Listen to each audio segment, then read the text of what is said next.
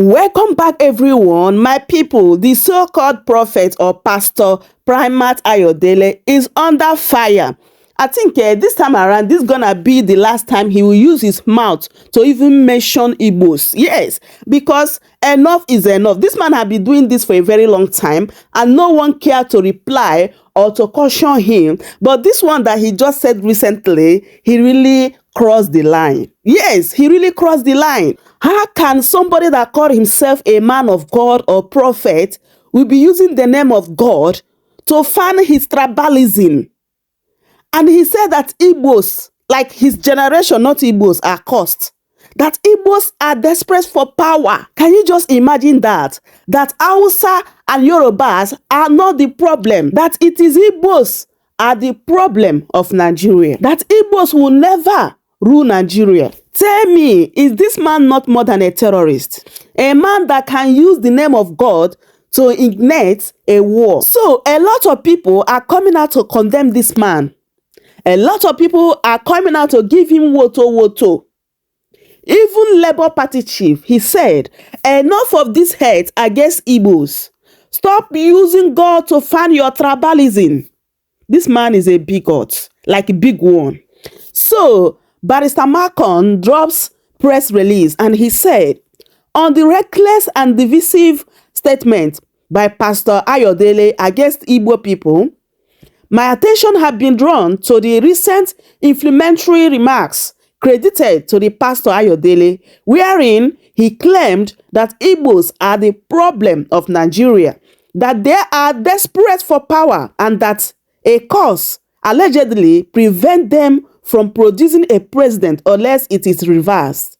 Such reckless, hateful, and constitutional ignorant statements are unacceptable from anyone, much less a religious leader, who ought to promote peace, unity, and national cohesion. Nigeria is a constitutional democracy, not a spiritual monarchy guided by the personal prophecies of any individual. The 1999 Constitution, as amended, guarantees the equality of all citizens, forbids discrimination on the basis of ethnicity, affirms that sovereignty belongs to people of Nigeria, not to prophets, pastors, or spiritual gatekeepers. Leadership in Nigeria is determined by constitutional qualification, democratic choice, and the will of the electorate, not by causes, ethnic profiling, or prophetic politics. To brand an entire ethnic group as a problem is nothing but hate speech. To claim they are cause is both irresponsible and dangerous. To suggest that Igbos cannot lead Nigeria is a direct assault on our national unity and an insult to millions of hardworking, patriotic Igbo citizens who continue to contribute immensely for the country's social, economic, educational, and technological progress. Nigeria has suffered enough from divisive rhetoric. The last thing we need is a pastor pouring petrol on the fragile ethnic fabric holding this country together. Pastor Ayodele's remarks are unbiblical, unconstitutional, incendiary, and moral reprehensible. He owes the Igbo people, and indeed the entire nation, an unreserved apology. Religious leaders must be reminded that their platforms are not instruments for political manipulation, ethnic stigmatization, or psychologically intimidation. Nigeria belongs to all of us, Igbos, Yorubas, Hausas, Irobo, Efik, and other ethnic groups. No one is cursed, no group is superior, and no prophet has the authority to rewrite the Constitution of the Federal Republic of Nigeria. We must resist, condemn, and reject divisive utterances from any quarter. The future of Nigeria depends on justice, inclusiveness, and respect for dignity of every citizen, nothing less. Honestly, Barrister Malcolm just said it all. And it surprises me that Igbos, they really don't want to belong to Nigeria. Yes, Igbos really want to go. But these so-called people are the ones that are angry that Igbos said that they want to go. So they don't want Igbos to go. They don't want Igbos to stay. They don't want Igbos to rule Nigeria. Like, what does these people really want from Igbos? And people are saying that by now, DSS is supposed to pick him, this and that. How can they pick him while he is working for APC? This is kind of preaching APC will welcome. This is kind of preaching they will love.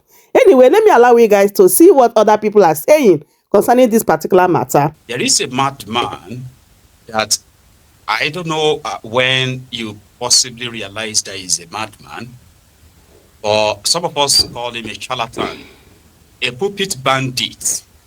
Remember that guy that said he had a vision that if Tinubu becomes your president, that unstable maniac. Ayodele, his name is Ayodele. Some call him prophet. And sometimes he'll be fooling himself on TikTok, on social media, predicting football games. Most of them comes back, all of them comes back like a fail. But he's a shameless charlatan, by the way, old as well. So recently he's been moving mad. First he said Donald Trump was coming to come and take Nigeria resources. A charlatan, don't forget. Present himself as a man of God. Man of dogs. So his latest rant is using his church.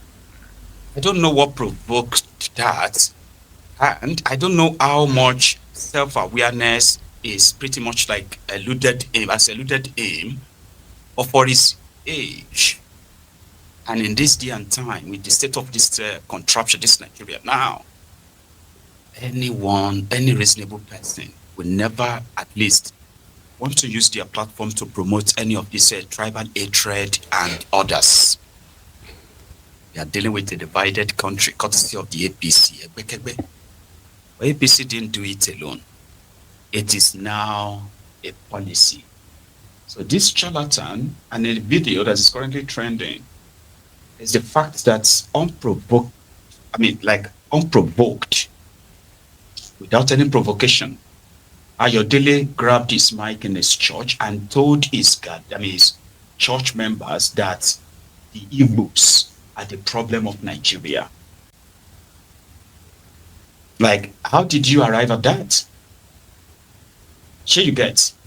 But we all know why it is being pushed. There are already those who are saying that designating Nigeria as a country of particular concern, right, is the handiwork of the Igbos. It is because they don't love Nigeria, not because terrorists are killing Nigerians. No, they say because the Igbos don't love Nigeria, that's why they made America to say they want to come and kill terrorists, and they are pushing it. Most of those who have spoken in that direction are Yoruba pastors. We have seen Ade Farasin. We have seen one idiot that is currently on social media as well. They have a name for him. I can't remember his name right now. Then you have this charlatan. In this current Nigeria, Igbos, they are tired of this world called Nigeria. Hausa is not the problem, but the Igbos. Any Igbo can go against it. You can lambast me, you can insult me, it's not my business. It gives me courage, it gives me more glory and blessing. Your insult. Igbo, they are the problems of this country. They are desperate of power. They want to rule Nigeria at all cost. And I've not seen them ruling Nigeria, even in coming dispensation. Let them bring, when 10 trillion will come out. I have seen it. Igbos, they are betrayal of themselves. People cannot control Nigeria. Let's be realistic. Let's be honest with ourselves. But they don't understand. Instead of them to seek wisdom, they are flexing Mozu. And that's not the answer. That's what Tinubu does not even know. Obasanjo, who is advocating for them, they are the one who spoil it. All these Obasanjo, Yakubu Gowon, who are they? Many of them. So Obasanjo wants to make an amendment now, when it's too late. Tell the Baba to go and sleep. We can't make any amendments. Igbo, there is an error at the beginning. A course is on you. If you don't reverse that course, Igbo, you can't be president of anything in Nigeria. Note and underline wisdom, understanding, knowledge. Igbos, they are tired of this world called Nigeria. ẹni òfò ni ẹ ṣòfò láyé ẹ tún sí lálìkìyàmà ẹ̀yin rádaràda wọ̀nyí. These are the problems. You see all this tribalism, all these things that have now become mainstream in Nigeria.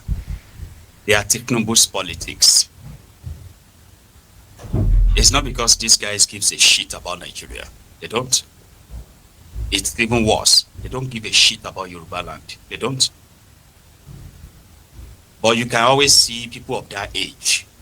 You see that his age, you see what he look like. Ayodele, he'll probably be in his late 50s or maybe early 60s. So you get. You see that generation. It is with that confidence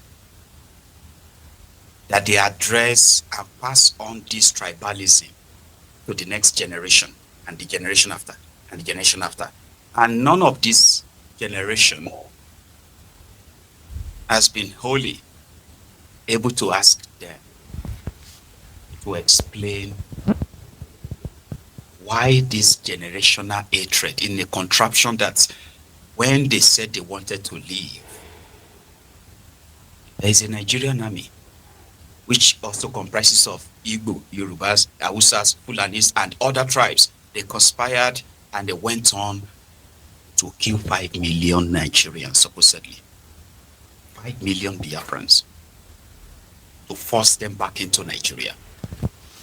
Only for you to now institutionalize tribalism, profiling them.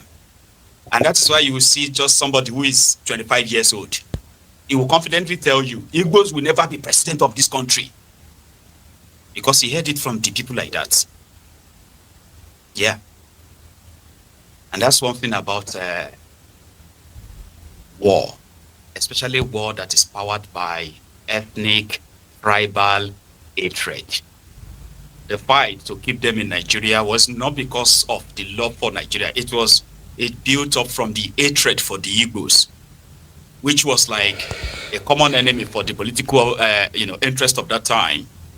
So when they finally got what they wanted, forced the Igbos back to Nigeria, they didn't want to accept them to be part of Nigeria. You see somebody, a 25-year-old man, a 30-year-old man, or even a 40-year-old man, who confidently tells you, right, that Nigeria is one country, but at the same time, the Igbos can never be trusted with power. And I'm like, Asao now, your Nigeria is 65 years old. Yeah.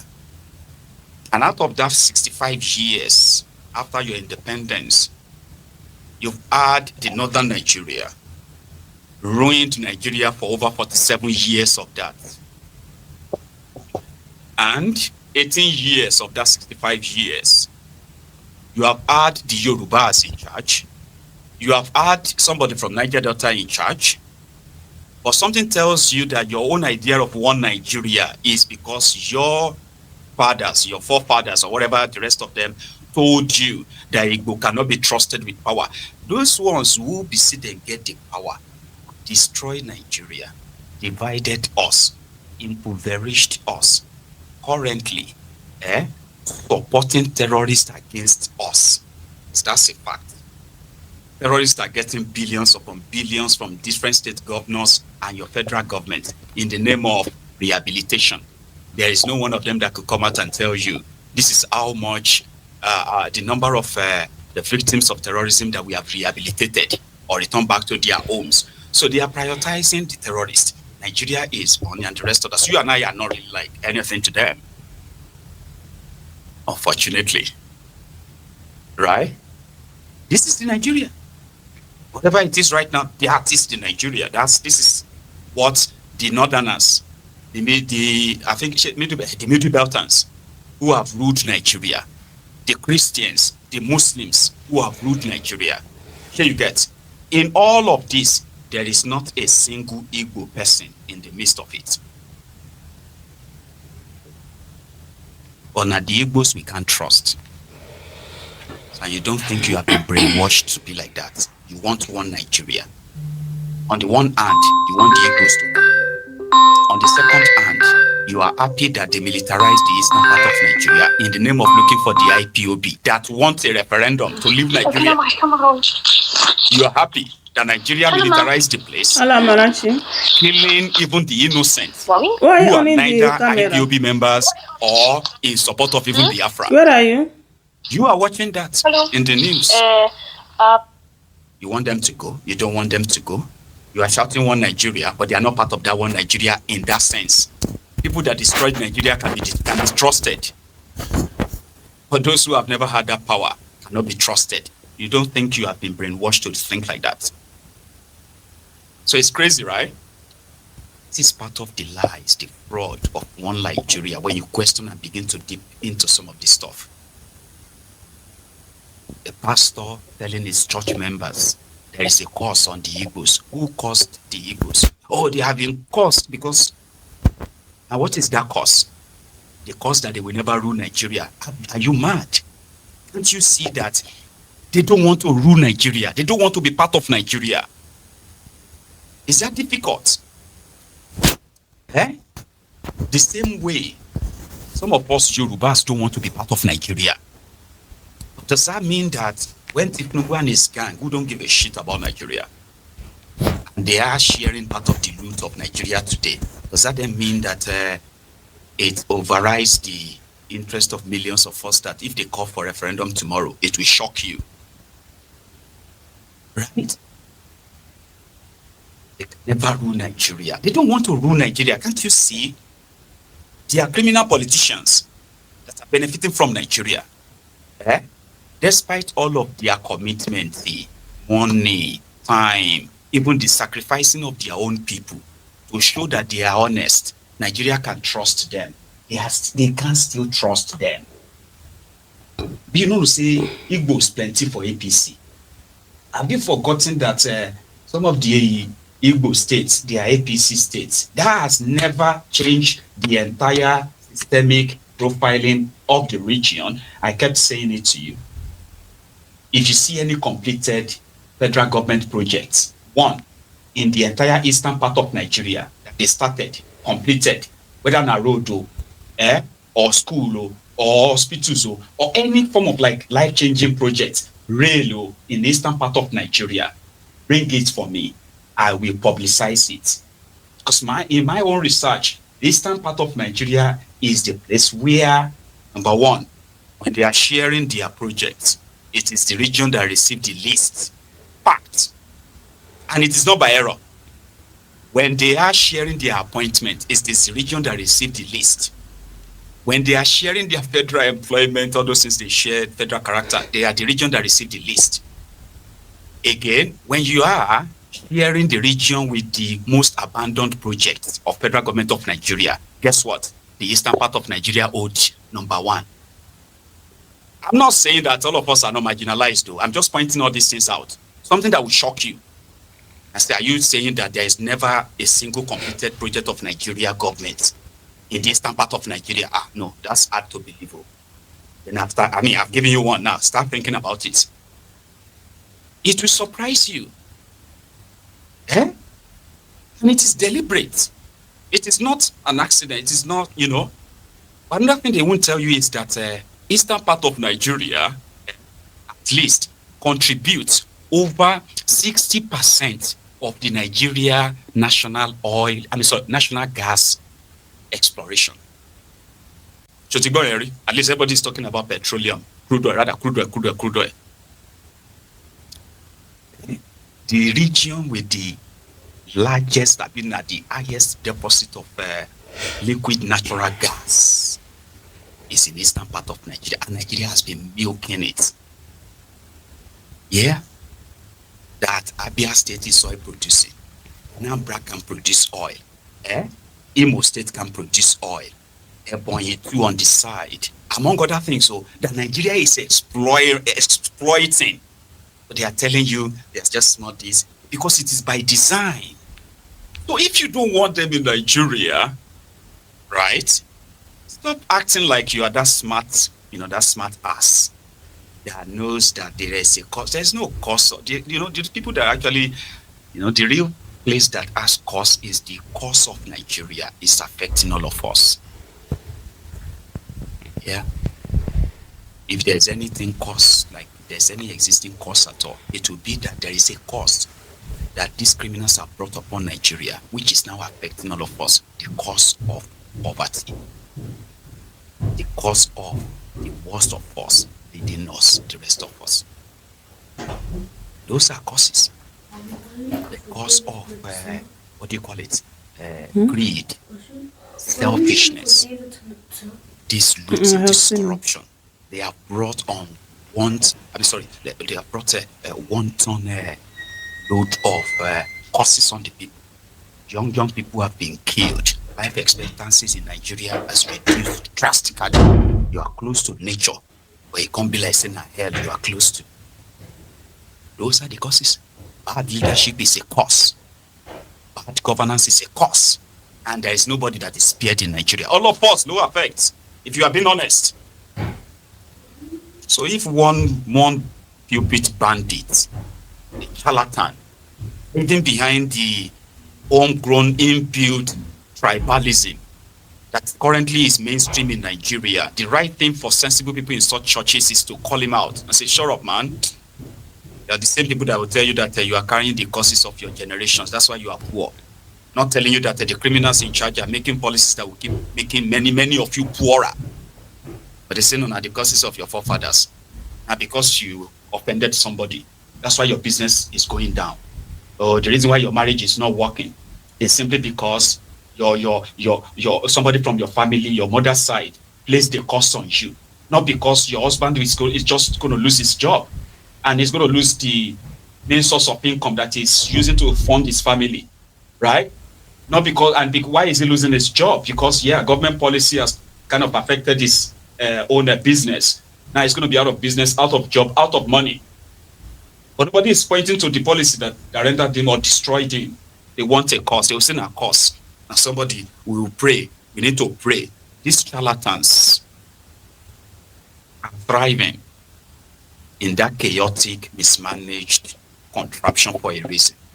So you, whether you are a Yoruba man or Igbo man, it will take a tiny kind of I think it should probably show how dumb people will be for a charlatan like that, right? To trigger you. There are many. They will be continuing to be exposed in that sense. It's quite disgusting. Older people, and they have no idea of the gravity of what they are doing. Igbos are the problem of Nigeria. But you have people from all over the place who are intermarried. They married themselves. Families have been created because of these intertribal marriages. And they use that blanket statement. Who gives a damn? I mean, you don't give a damn about them. Right? Because for you, everyone that disagrees with you politically is Igbo. In that sense, is an enemy. In the same country where everybody is suffering the same thing. So it will take an extra foolishness inside somebody to actually really buy the hatred these guys are selling. Realistic, let's be honest with ourselves.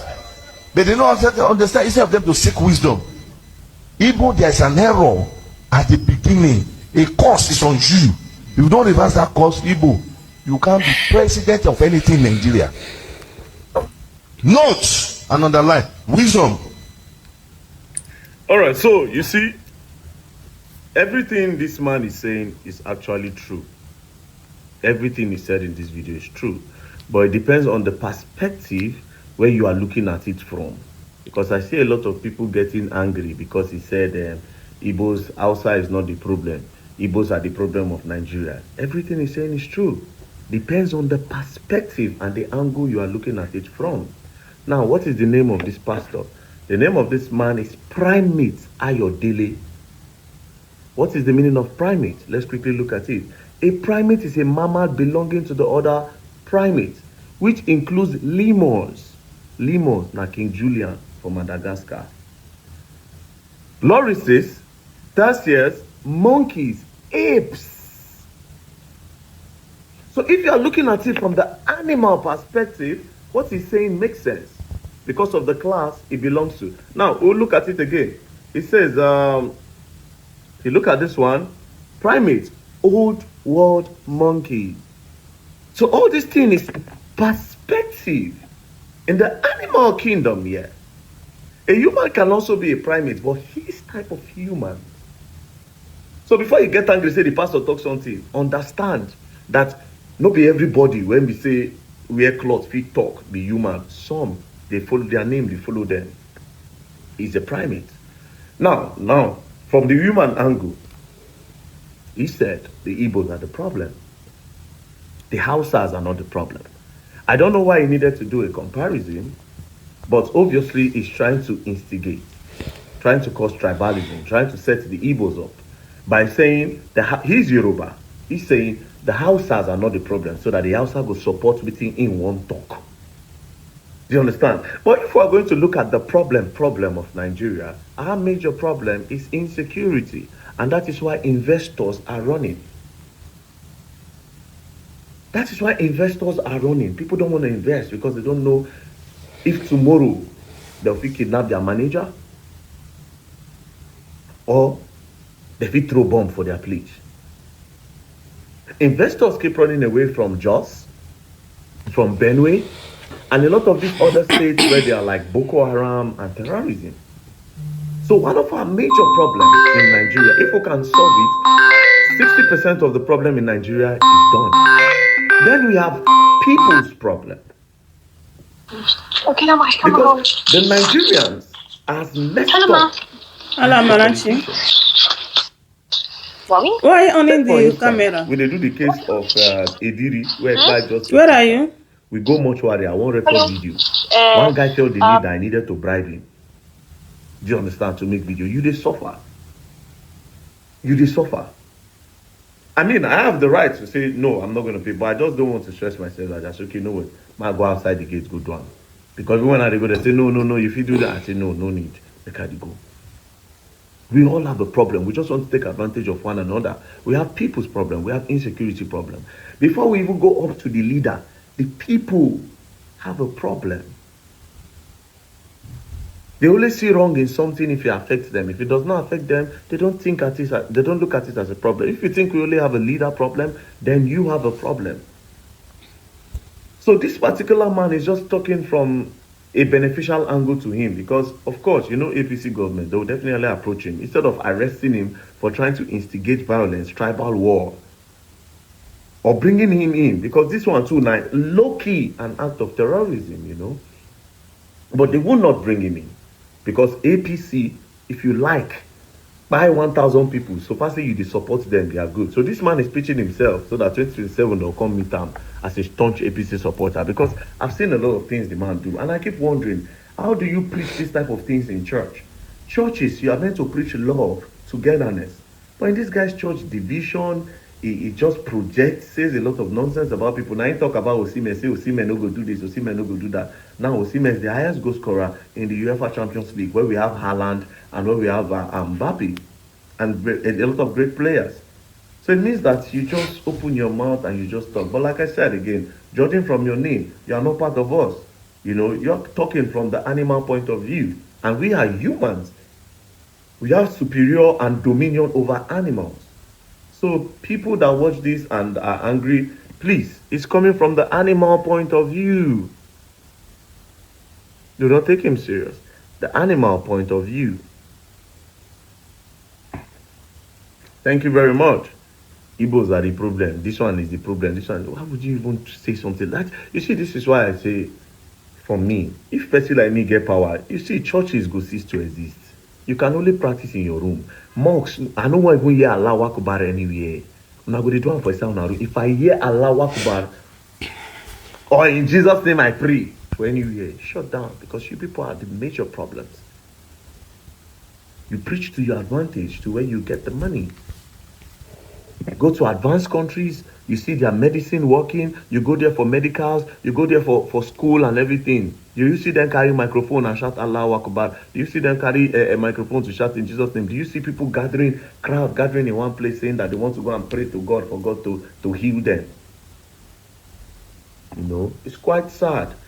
But then again, please don't let this man instigate or put something in you, right? Welcome to Shamras News TV.